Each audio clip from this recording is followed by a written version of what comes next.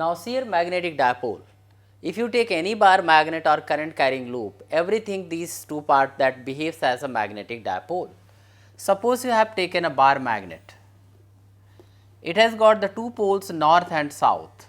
So that is called a magnetic dipole, and it has got the pole strength suppose plus m and minus m.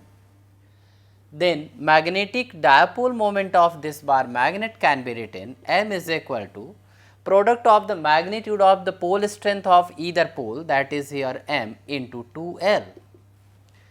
So magnetic dipole moment is a vector quantity and its direction is from south to north, and its unit can be written, this is the pole strength, its unit is ampere meter, and already here this 2L, its unit is also meter. So that can be written ampere meter square.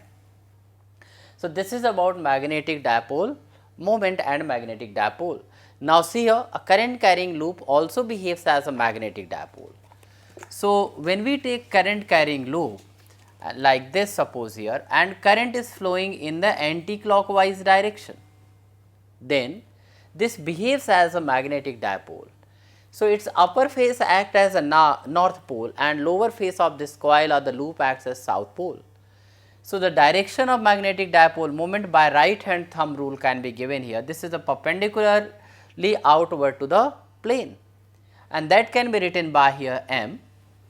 So we can write here in this case m is equal to I A, that is a current into area, and n cap here, that is a direction, this is the unit vector and which shows the direction outward to the plane of the paper.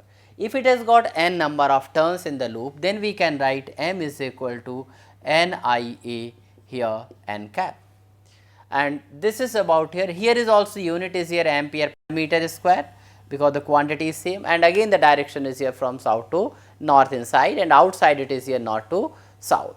So this is about the magnetic dipole moment.